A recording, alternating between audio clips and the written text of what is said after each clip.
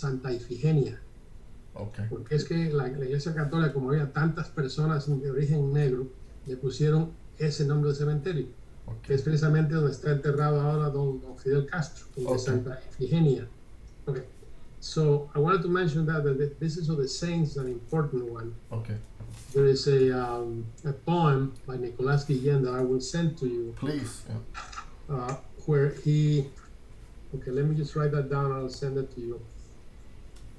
Where he references San Berenito, Santa Maria. So it's referenced by other Afro-Cuban writers. Now, I wanted to mention to you, are you familiar? You must be very familiar with the 1904 Brownsville riot. Yes, Right? yes, yes. I write about the 1904 Brownsville raid. Yeah. No problem. Yeah, Yanga, I mean, all that stuff. Yeah. But you know that we have a town here in South Texas called San Benito. Sí, ¿verdad que sí? Yeah, right. So I wonder where Freddie Fender's from. But I never knew that. I don't need to go look at it. I never thought that. I knew it was a saint, but I never really paid attention to I it. haven't researched it either, but I Yeah. know it's referenced either as San Benito or San Berenito. No sé Okay. cuál es. Okay. Yeah. Okay, I wanted to mention just a couple of things. Are you familiar with the work of a woman named Gay Johnson? No. Okay, I will send you stuff by her. She's a Okay. professor at UCLA, a good friend of mine. She was Okay. well, I was her mentor a little bit. Okay. I'm 78, so you know she's a young woman. She's 55. Okay. You look great. I tell you, man. So here's the thing. She is what she calls it Blaxican. Okay. Mhm. But in addition to that, she actually wrote quite a few things. I'm gonna send you the ones that I have the links Okay. on. You know, blacks and Mexicans in the borderlands in music. Yeah. Okay? And see, one of the things that happened in the borderlands, you know, around the 1920s and stuff, the recording companies come down to the borderlands. Mhm. Okay? You know that you're looking at Lomax. Okay. Yeah. Pero entonces en Nuevo Mexico y en Texas, where the recording companies found, and there's even something written about it, they found old black men that were playing bajo sexto. Okay. Yeah. Y se encontraron con un poco de mexicanos que estaban tocando blues. Mhm. The recording companies didn't want to hear anything about that. They said, look, you're Mexican, you play Mexican. You're black, you play black. So a lot of the, is how corporations have actually aided in the separation of people. Yeah. I think Anyway, so. ¿cómo es que Led Belly, Yeah. el famoso Led Belly, toca de todo string guitar? ¿De dónde sacó eso? Una guitarra mexicana. Yeah. So I worked. I'm a Lupe San Miguel student from U of H, Okay. and so he worked a little bit talking about also that. I think one of the Tejano groups. I don't know if it was Freddie Fender or it was one of the guys from Corpus who had a black sax player. He's exactly talks about that, and the Houston area, specifically the Houston area, Yeah. And you know, in the 30s and 40s, there are so many African American baseball players Yeah. all over Mexico, in Yeah. addition to the people that had escaped. Yeah. Yeah. Okay. Let me just switch. I'm gonna send you the things by Gay Johnson. Let me just switch a little bit. Talk about something about cartoons. Mira, yo viví en Mexico. I lived in Mexico City for a year and a half. I had a Fulbright, and then I stayed there for 1978, 80. No me quería ir. Yeah. Mexico City. Yeah. And one thing a couple of things. There was a column in one of the main newspapers that I got every day. Maybe it was Excelsior or one of them. Forget it. It's 40 years ago. Uh-huh. And the title of the column was Nikito Nipongo. And Nikito was with a K. Nikito Nipongo. Uh-huh. 2 words. And the underlying caption was Perlas Japonesas. So he was like making fun of, Nikito Nipongo. Like the old joke, use some words in Spanish to imitate what Japanese sounds. Yeah. And then the article was a very serious article about political things. It was called Nikito Nipongo. And I always thought, it's what a way of doing things, right? Yeah. I'm connecting that with Mehmet Pinguin. And then there's something else that I'd like you to look at because it bothered me.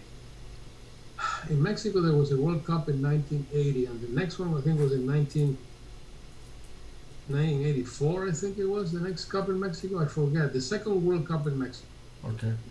And then to advertise the World Cup, they had this little cartoon.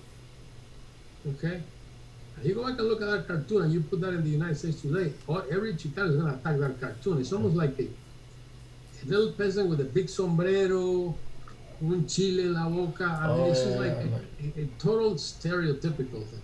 Yeah, a little bit like what's his name?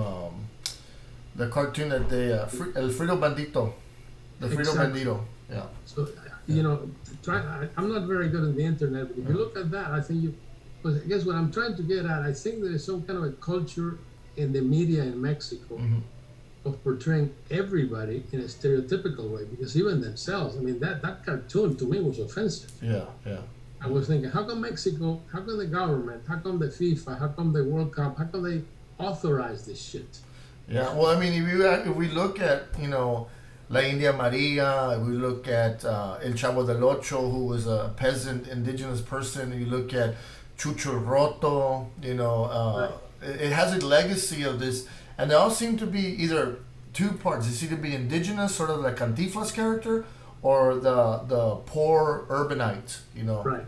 And You make fun. You make fun of es that. pura burla. Yeah. Yeah, pero lo que me molestó de eso del World Cup is it was like representing Mexico. Okay. Digo, pero estos qué hacen, you know? Yeah.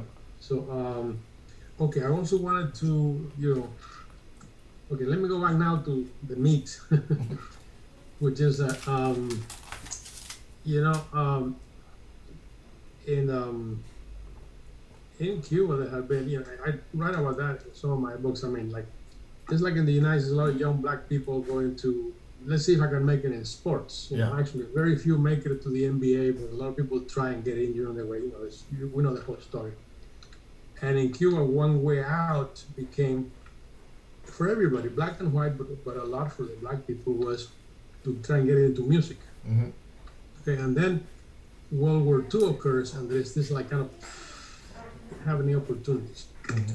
Then what happens is that when World War II is over, there's an explosion of people, and a lot of them go to Mexico City, and a lot of them go to New York, because you know there's market there. Yeah.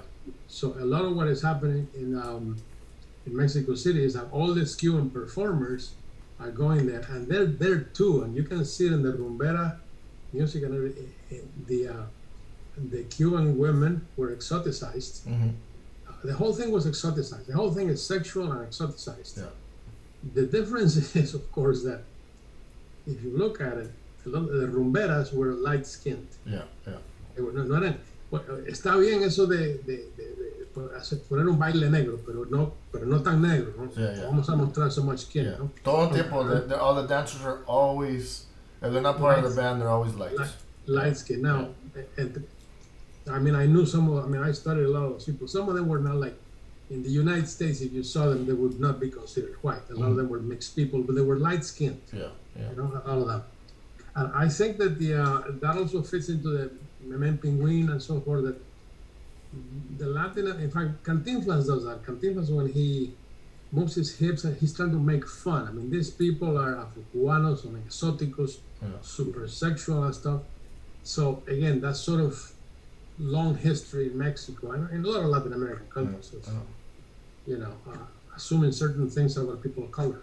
You know. Yeah. So anyway, but by the way, the Mexican films are a treasure. Yeah.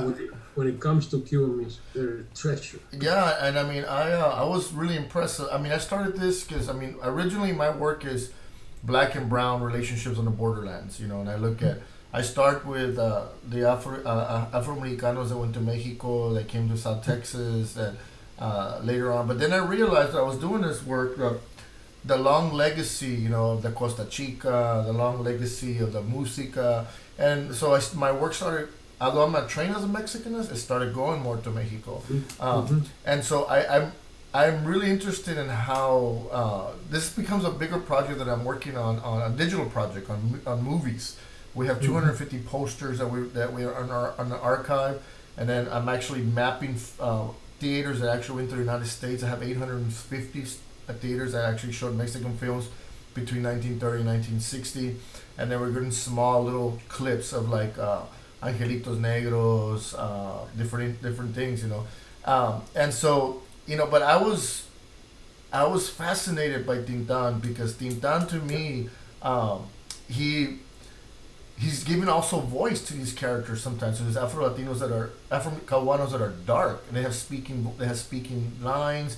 They're not in blackface. They're always in the middle of it. But you're right. They have the light skinned dancer. Unlike when we look at Pedro Infante's Angelitos Negros, where the actual the main the maid is she's Cubana, but they put her in blackface. Well, Rita Montaner, Yeah.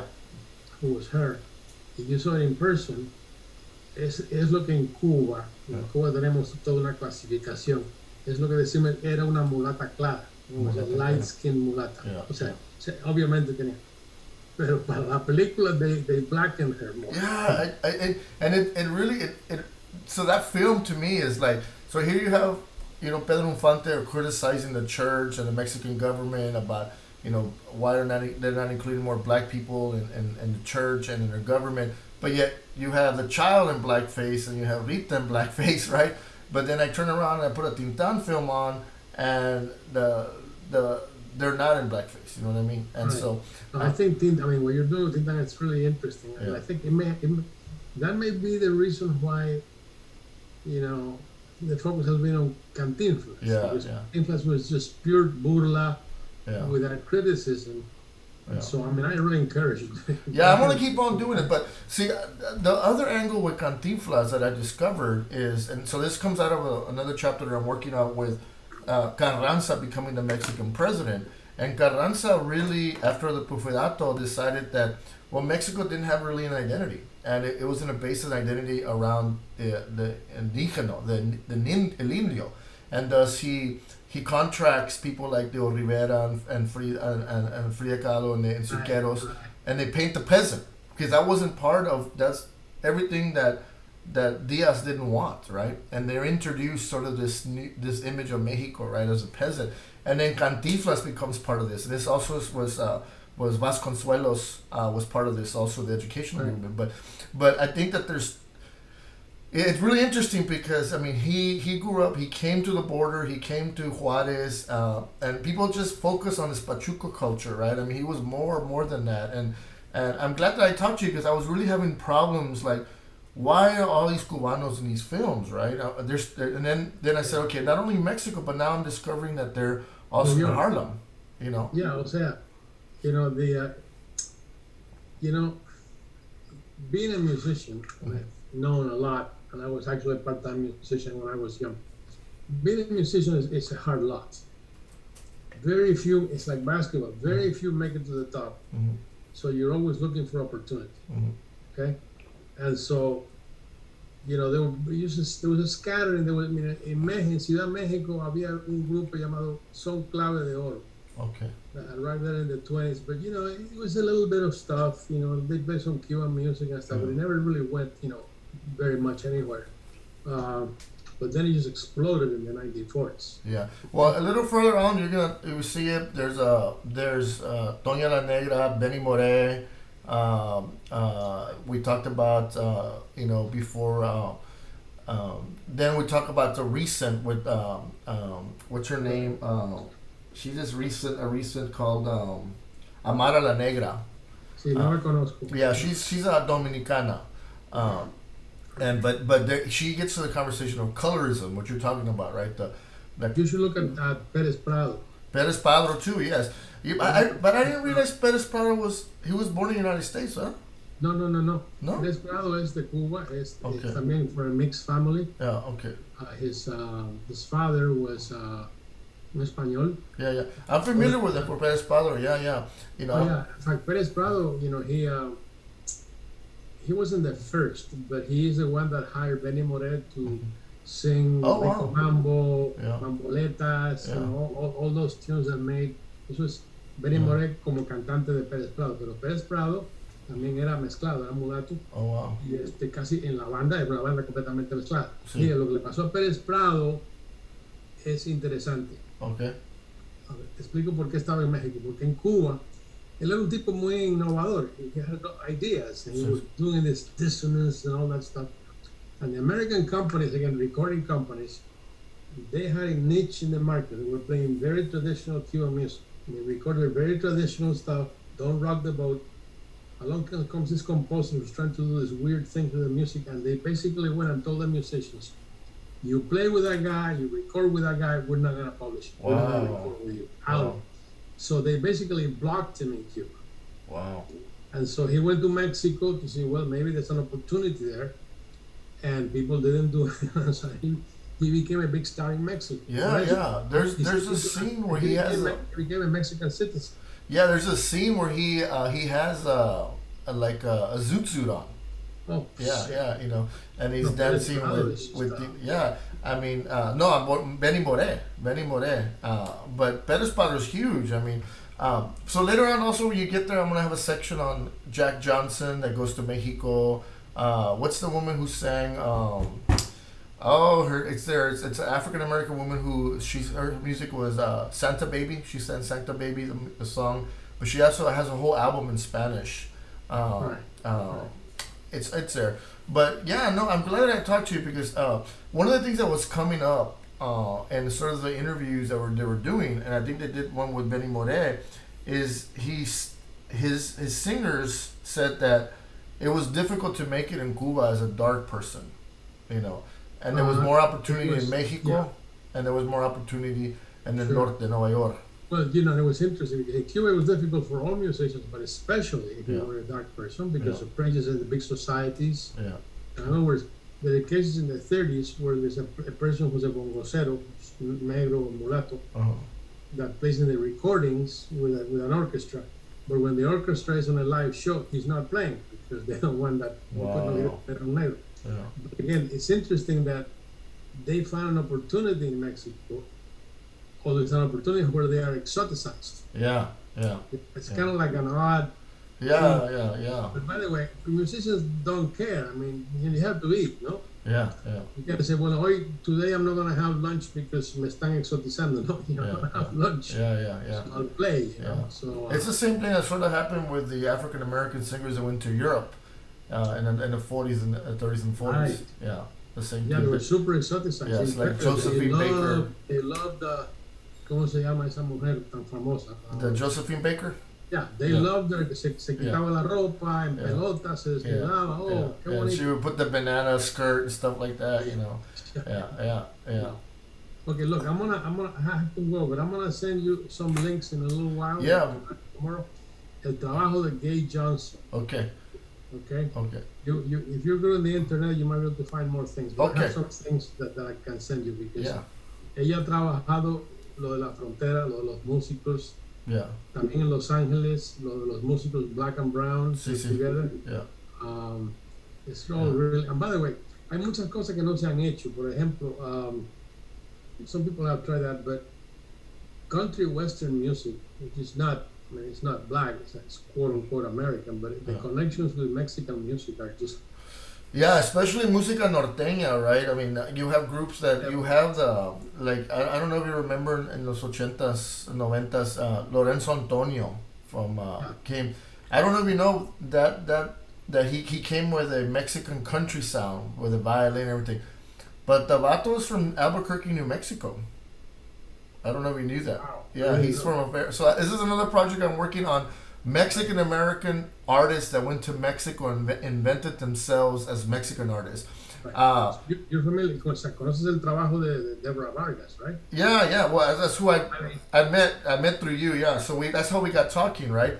yeah, well, Deborah, I mean, her work on the, ¿cómo se llama? Garza, Yeah. her work on, todas esas mujeres que son tejanas todas. Yeah. Pues I mean, Chela Silva. We have Lorenzo Antonio Sparks, Julieta Villegas, Jenny Rivera, el grupo Hash, los horóscopos de Durango. They're all from the United States. All of them. All of And them. by the way, I mean, sometimes when I was teaching, I retired already. I used to play for the students, you know, things by Flaco Jimenez. And of course, Flaco. everybody assumed this guy from deep in Mexico. No. Tejano. Yeah, he's at Tejano, yeah. But these guys didn't, they actually went over there and reinvented. So Lorenzo Antonio has a really interesting story. I know you had got to go.